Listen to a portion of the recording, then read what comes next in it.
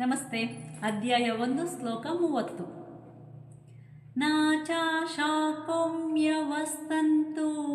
ಭ್ರಮತೀವ ಚ ಮೇ ಮನಃ ನಿಮಿತಾನಿ ಚ ಪಾಶ್ಯಾಮಿ ವಿಪರೀತನಿ ಕೇಶವ.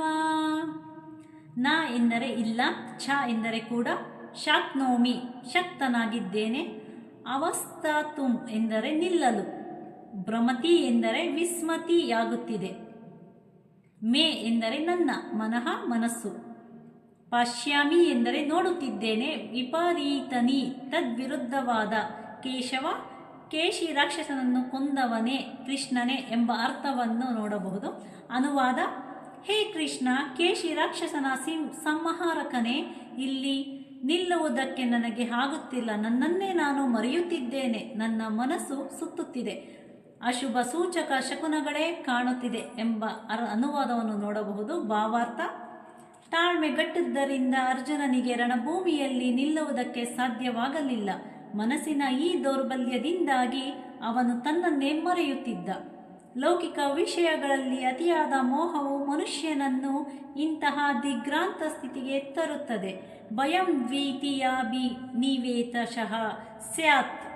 ಲೌಕಿಕ ಆಗುಹೋಗುಗಳಿಂದ ಅತಿಯಾಗಿ ಪ್ರಕ್ಷುಬ್ಧಗೊಳ್ಳುವವರಲ್ಲಿ ಇಂತಹ ಭಯ ಮತ್ತು ಮನಸ್ಸಿನ ಸಮತೋಲನದ ನಷ್ಟಗಳು ಕಾಣಿಸಿಕೊಳ್ಳುತ್ತವೆ.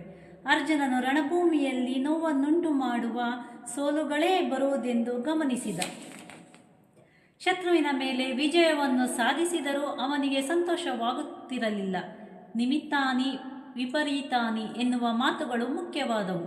ಒಬ್ಬ ಮನುಷ್ಯನು ತನ್ನ ನಿರೀಕ್ಷೆಗಳೆಲ್ಲವುಗಳಲ್ಲಿ ಸೋಲನ್ನು ಮಾತ್ರ ಕಂಡಾಗ ಆತ ನಾನೇಕೆ ಇಲ್ಲಿದ್ದೇನೆ ಎಂದು ಯೋಚಿಸುತ್ತಾನೆ. ಪ್ರತಿಯೊಬ್ಬನಿಗೂ ತನ್ನ ವಿಷಯದಲ್ಲಿ, ತನ್ನ ಯೋಗಕ್ಷೇಮದಲ್ಲಿ ಆಸಕ್ತಿ, ಯಾರಿಗೂ ಪರಮಾತ್ಮನಲ್ಲಿ ಆಸಕ್ತಿ ಇಲ್ಲ.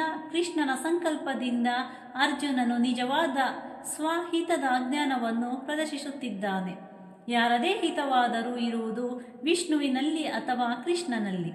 ಬದ್ಧಾತ್ಮನು ಇದನ್ನು ಮರೆಯುತ್ತಾನೆ, ಆದುದರಿಂದ ಪ್ರಾಪಂಚಿಕ ಯಾತನೆಯನ್ನು ಅನುಭವಿಸುತ್ತಾನೆ. ಯುದ್ಧದಲ್ಲಿ ತನಗೆ ವಿಜಯವಾದರೆ ಅದು ತನ್ನ ದುಃಖಕ್ಕೆ ಮಾತ್ರ ಕಾರಣವಾಗುತ್ತದೆ ಎಂದು ಅರ್ಜುನನು ಭಾವಿಸಿದ ಎಂಬ ಭಾವಾರ್ಥವನ್ನು ನಾವು ಅಧ್ಯಾಯ 1 ಶ್ಲೋಕ 30ರಲ್ಲಿ ತಿಳಿಯಬಹುದು. ನಮಸ್ತೆ.